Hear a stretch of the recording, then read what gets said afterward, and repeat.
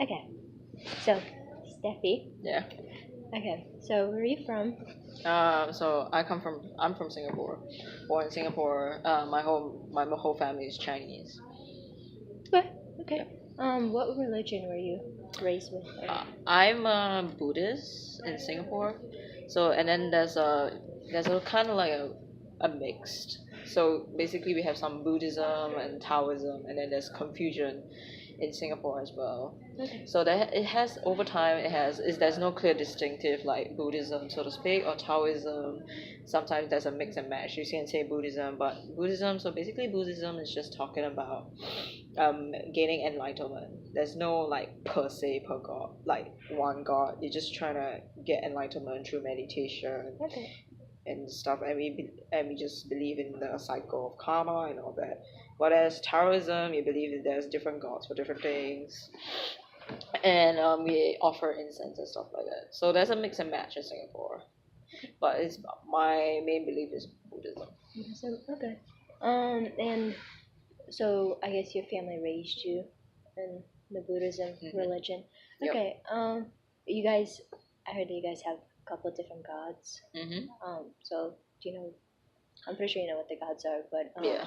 So can you list them for me? So there's like different gods. So in China, especially since Chinese New Year is around the corner, we have the god of fortune, which obviously you pray for good fortune and prosperity and maybe job promotion and stuff like that.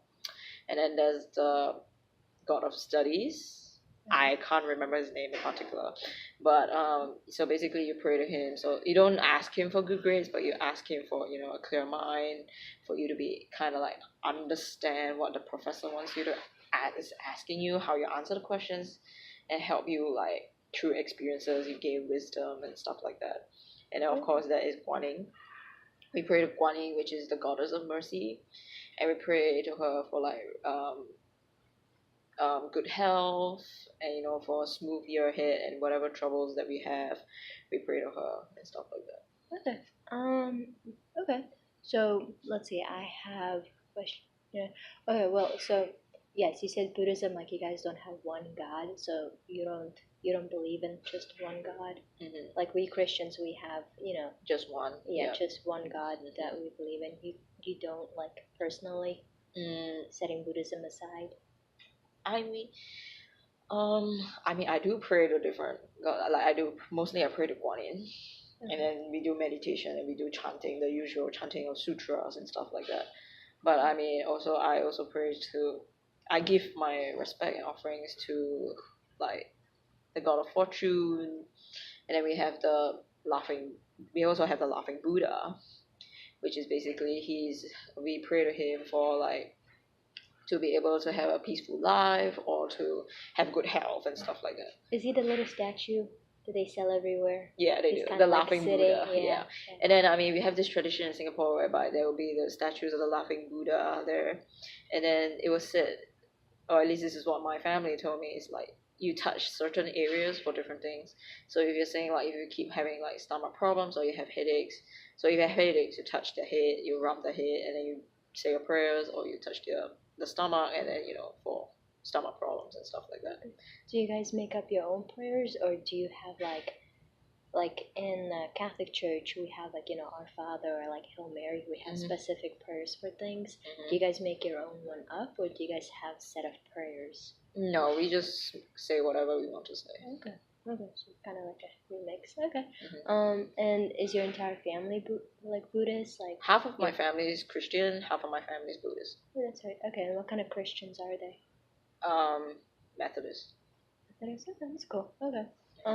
Mostly in Singapore, there's only like Methodists and Catholics. Okay.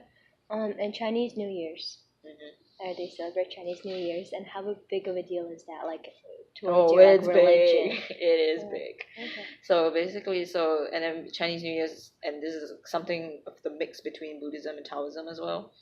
And remember how I say like Buddhism, we don't exactly pray to a god. We just meditate and reflect on ourselves so that we gain enlightenment. But there is this thing. So there's this god called Tai Sui. So he's a god of the fortune, and he controls like the zodiacs and stuff like that. And so every year there'll be a year of the animal. So this year is gonna be this new Chinese New Year is gonna be the year of the dog. Okay. And so there will be certain animals in a particular year. They will kind of so there's two ways that you can unnaturally offend this god. It's based on a cycle. So we call it Tong, which is basically you're going against, or you say Fan is basically it's kind of like rebelling against this god called Tai Sui. So certain animals it rotates. Like certain animals will just be in opposition against him unnaturally. So naturally. So all we need to do is we just need to have extra prayers, and it's tradition kind of saying like usually these zodiacs they will tend to have a bit of um trouble in the new year kind of thing. Some of them is like health, or is it like maybe sometimes it's not too drastic. Some of them is like say the only thing is to say that you will not have as good fortune this year. So do not. So the recommendation is like you do not invest heavily this year. But there are some years whereby they say like you have good luck and you say that you're most likely gonna meet your spouse. So be more alert about that. Or you're gonna face like extra problems in your family. So try to promote understanding and stuff like that. Okay. And how many animals are there? 12. 12. Okay. 12 and zodiacs. What are the animals? I know there's the dog, the rabbit. That's the dog, rabbit, rat, cow, pig, rooster, dragon, horse, monkey, snake, and then rabbit. There, I said that I think, and yes. And there's 2 more. I know. Is it an ox or something like that? Yeah, that's the cow. Okay. Yeah. Oh well, yeah. Yeah. Okay. So there's 12 zodiacs. Okay. And what is like Taoism? Like I've never actually heard of it until I met you. Like so I don't really know much. Taoism is the belief of so basically there's the concept of different gods for different purposes. Okay. So you pray to particular like a sea god or something if you're like traveling, you're doing your investment in seas and stuff like that. And then there's like the god of like hell and all that. Basically you pray to them because you want to give offerings to your dead ancestors and stuff like that. And then like I said, there's the god of education as well, so you pray to him. So that side is Tao. Yeah. Taoism. And you offer like you burn incense, you burn joss sticks, papers and stuff like that. In Buddhism we don't do that. We just meditate. Okay. And do you guys like set up altars for the ones that have deceased or like passed today? Yeah. Okay. Okay, let's see. Buddhism, like how popular is Buddhism to Christianity in Singapore? Like, are they like half and half? Or? It's more of a half and a half thing. Okay. And so because Singapore is so diverse, and we have it's almost like a very good mixture of Christianity, but definitely Christianity also on the rise, including Muslims. The belief of like Islam as well is rising in Singapore. But mostly majority of the people in Singapore are Chinese. And like I said, it doesn't mean you are Chinese, you are Buddhism. Sometimes they're Taoism. And then sometimes it's just Christianity. So it's a good mix of people. Okay. Let's see. What if, okay, so you guys have different gods that you pray to, but like, what if you did something wrong, like you sinned or something like that? I don't know if you guys have that. Mm-hmm. Like, you were disrespectful to your parents or you stole something. Like, mm-hmm. What do you do to free the guilt? This is very relative. We don't have a procedure per se if we did something wrong, and we believe in the karma. Okay. So if you do something wrong, it will kind of get back to you, kind of thing. Okay. So yeah, what mostly I do, like especially if I would have like so-called sin, so to speak, usually I feel very uneasy and stuff like that. So I just chant sutras, and they were saying like the more you chant, the more you purify yourself, the more you are reflecting on what you did wrong. So it's really relative to the person. There's no like per se if you sin you gotta kill an animal or something like that. Okay. Yeah. And do you guys believe only humans have spirits, or do you believe the animals have spirits too? We believe like everything's in spirits, and that's the reincarnation cycle. Okay. So you believe everything has a spirit, like plants and So definitely not a chair, but like anything that's living has a spirit. Okay, anything that's breathing. Okay. Mm-hmm. Okay. Let's see. Oh, do you guys believe like and heaven, hell, or like for us, like we believe in purgatory, which is like almost to heaven. So like, or do you just reincarnate? We don't believe per se in like heaven, so to speak. So the main goal for us in Buddhism is to basically attain enlightenment, and we are free from the cycle of rebirth. Because it's kind of like a punishment. I mean, it's not really a punishment, so to speak, but you gotta keep going through the cycle until you're enlightened, and then you have no bounds to work, because going through the reincarnation cycle is already considered very strenuous, so to speak. And so first, the lowest hierarchy is definitely being an animal, and then you go up and then you become a human, and then you attain like good karma or bad karma, and it balance out in some point, maybe in this life or the next life. Okay. To the extent until you reach enlightenment, and then everything stops. Okay, and I heard like sometimes like I watch videos where people they like, oh, I've lived before, or like they remember their past lives. Like, have you ever felt like there were anyone in your family that's same religion as you? Have they felt?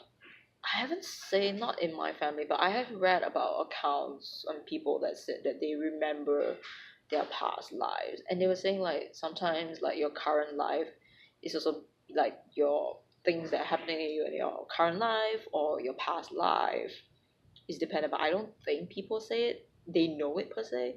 So, say for example, like if there was this saying in Chinese, in Buddhism especially, like if you used to like kill animals and hunt or put them in cages and lock them up kind of thing.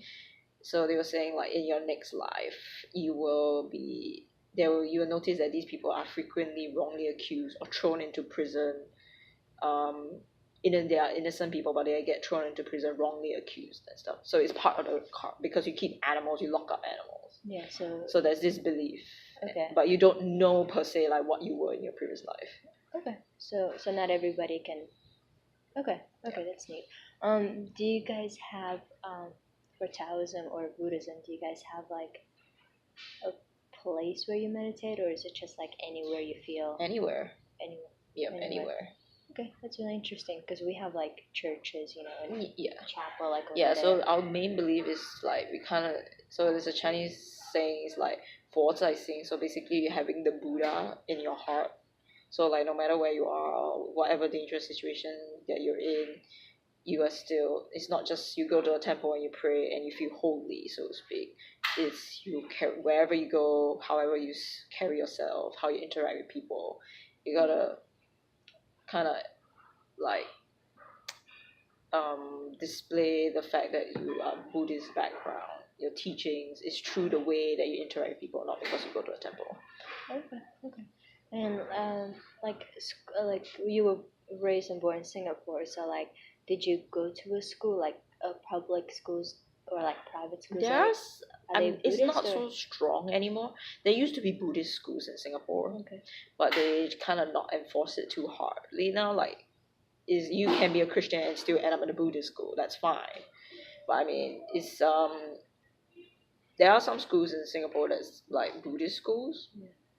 I personally didn't go to a Buddhist school, but it's very interesting because I went to Singapore. It's called Singapore Chinese Girls School, and no, not all of them are Chinese, but majority of us are Chinese. Mm-hmm. And it's quite funny because our school logo is a Taoist sign actually. Oh, wow.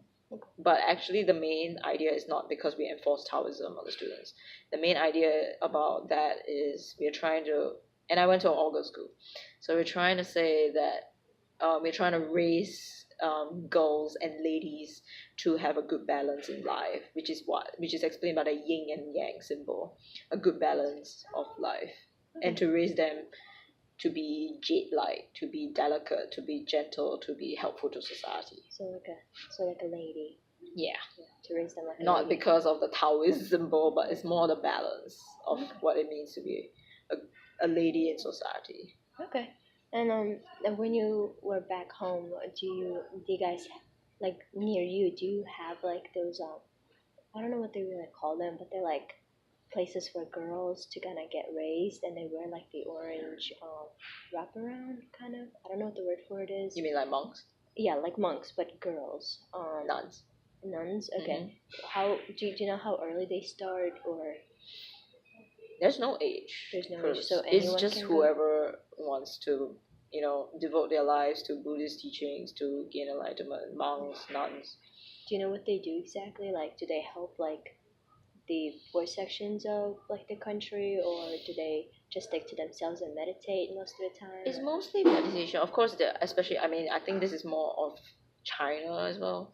Most of the temples, they do like disaster relief efforts, but not in Singapore. Singapore is mostly, and we don't exactly per se have like straight on temples that house nuns and monks. We do, but it's not so prominent, so to speak. Okay. So, but it's more of China. Yeah, they do like help with disaster relief, help the poor and stuff like that, and then they meditate as well. And some of them, like Shaolin is one of them, whereby they train their body and their mind as well in the arts and stuff like that. Oh, wow, okay. So do you okay, I had a really good question, I lost it.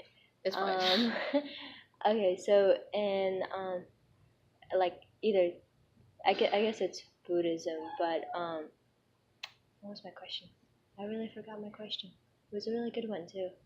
Um, like okay, so what do your parents really like? Okay, wait, I found my question. So how hard is it to get into meditating? Because for a lot of people, I feel like it's hard, especially if you're not, you don't just meditate for your religion. You just do it, just to relax and de-stress. Like I said, I think this is not really religion, so to speak, because I think every religion, they teach you basically don't do bad things, right? Yeah. But I don't think it's really much of a religion problem here. It's more of like personality ways. Like, some people are so, involved in their life, they're so distracted, and you really need to ask your mind to calm and focus on the current moment. And that's the thing about meditation as well, is to kind of like let you free your thoughts, so to speak, to have an empty mind and just focus on the current present. Okay. And not let your mind wander. That is the true meaning of meditation.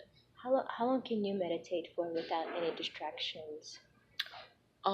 So the longest I have actually done is 4 hours.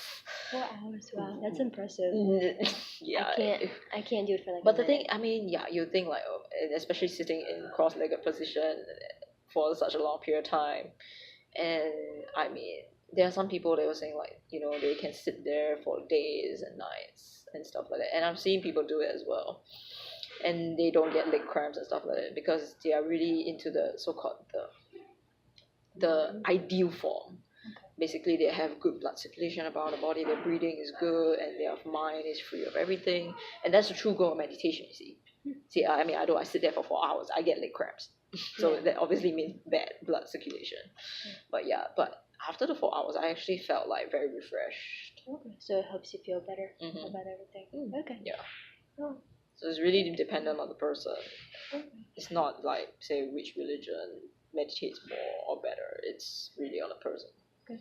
Is there anything else that I kind of need to know about Buddhism, or do we cover? Nah. I mean, like I said, every religion teaches you to do good things, and there's no such thing. It's just what one person prefers to believe in. That's about it. Okay. Well, thank you for doing it with me. No problem. Yeah, and I'm gonna turn it off because I think